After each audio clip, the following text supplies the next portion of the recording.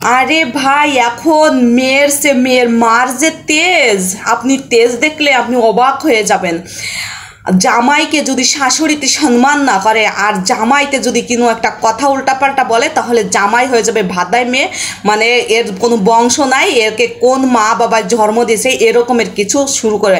আর সম্মানটা তুমি শাশুড়ি কোথায় রাখলে? তোমার তো বিবেক করা উচিত যে আধুনিক যুগ চলতেছে, একটা জামাই সে পুরুষ মানুষ, তাকে আমি উল্টাপাল্টা যা মন চাবে তাই আমি বলে দিতাম। তো আজকে একটা ভাই আমাকে কমেন্ট করছে, আপু দুঃখের কথা কি বলবো, আমি বিয়ে করছি 5 বছর হয়ে যাচ্ছে, আমার একটা মেয়েও আছে, আমার ফ্যামিলি নিয়ে আমার শাশুড়ি উল্টাপাল্টা কথাবার্তা বলে। স্বামী স্ত্রীর ভিতর ঝগড়াঝাটি লাগতেই পারে, এটা স্বাভাবিক, কিন্তু আমার বউ কি করে, কিছু একটা হলে তার মা বাবার কাছে ফোন করে বলে দেয়, আর তার মা বাবা এসে আমার সঙ্গে আছে যুদ্ধ লাগাই দেয় এবং আমার মা বাবার সঙ্গে উল্টাপাল্টা কথাবার্তা বলে।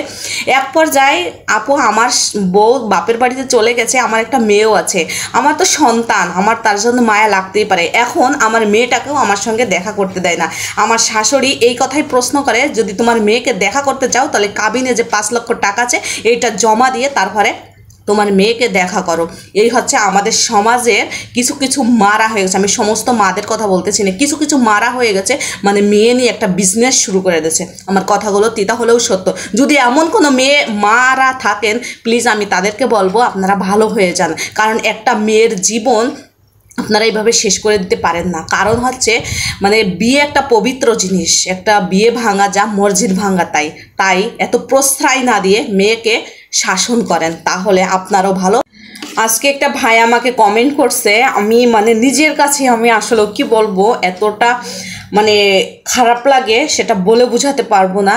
যে একটা ভাই কমেন্ট করছে, আপু ছেলেদের বসন্তের কোকিল ডাক দিতেই পারে, মেয়ে ছেলের একটা বয়স লাগে, তবে আমিও সেই বসন্তের কোকিলই ডাক দিছিলাম বা সাড়া দিছিলাম, কিন্তু আমি কখনোই বুঝতে পারিনি আপু আমার সাজানো গোছানো তিল তিল করে সংসারটা, আমার মা বাবা ভাই বোনকে নিয়ে আমি অনেক হ্যাপি ছিলাম এবং ভালো ছিলাম। আমার সংসারে আমার শাশুড়ি আর আমার বউ ঢুকে একদম শেষ করে দিয়েছে। না পাই এখন মা বাবা বোনগের মন পাইতে, না পারি এখন বোর মন পাইতে, কারণ আমি যাকে নিয়ে সংসার করব সেই মানুষটা এখন হয়ে গেছে লোভী। কারণ আমি বিয়ের সময় এতটা বুঝতে পারছিলাম না যে কাবিনে এত টাকা বাঁধলে পরবর্তীতে যদি কোনো সমস্যা হয় আমার মানে এর আমি করতে পারবো। কিন্তু আমি মনে করছিলাম আমি যে ভালোবেসে বিয়ে করছি এই আবেগটা মনে হয় সারাটা জীবন আমাদের থেকে যাবে। কিন্তু আপু এমন পরিস্থিতির ভিতর আমি শিকার হয়েছি যে আমার এখন মানে এর পাশ দিয়েও বাঁধতেছে, ও পাশ দিয়েও বাঁধতেছে। তো এই যে একটা ভাইয়ের যে একটা কমেন্ট করছে, দুঃখের সাথে কথাগুলো বলতেছে, এমনকি এটাও বলতেছে আমাদের 2 বছর বিয়ে হয়ে গেছে আপু, আমার একটা বাচ্চা আছে, আমার শাশুড়ি এখন এই কথাই বলতেছে, যদি তোমার বাচ্চার সঙ্গে দেখা করতে চাও তাহলে 5 লক্ষ টাকা নিয়ে আমার মেয়ের বাড়িতে আসো, আর আমার মেয়েকে তুমি যেখানে থাকো সেখানে নিয়ে যাও। আসলে ছেলেটা কি বলবে, তার মা বাবাকেও দেখার মতন কেউ নাই একমাত্র বউ ছাড়া।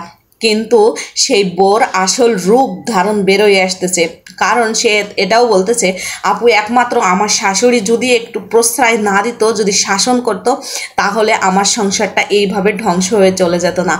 আপনি একটু এই সম্পর্কে কিছু বলেন। আসলে ভাই আমার এই বলার কিছুই নাই, কারণ এখন আমাদের সমাজের কিছু মেয়েরা হচ্ছে মেয়ের মাদের চাহিদা থাকে বেশি, কারণ তারা ভাবে কি আমার মেয়েকে আমি মানে মানুষ করছি, পেটে রাখছি, মানে প্রস্রাব পায়খানা পরিষ্কার করছি, আর ছেলেদেরকে তো মানে মারা পেটে রাখে নাই, এরা হচ্ছে অনলাইন থেকে অর্ডার করে আনছে।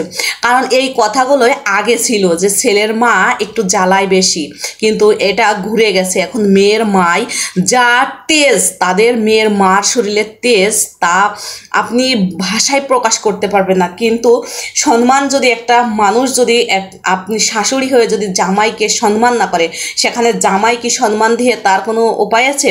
কিন্তু এইটা শাশুড়িরা বোঝে না যে আমরা জামাইরা ইয়ং, তারা যদি আমরা শাশুড়িদের আমাদের যদি একটা উল্টাপাল্টা কথা বলে ফেলাই, এটা মান সম্মান কি থাকে? কিন্তু মান সম্মান যদি তারাই যদি না রাখলো, তবে আপনার রাখার কি প্রয়োজন? কারণ বিবাহ এমনই একটা পবিত্র জিনিস যে এটা গায়ের রং হলুদ না যে ধুয়ে ফেললাম চলে গেল।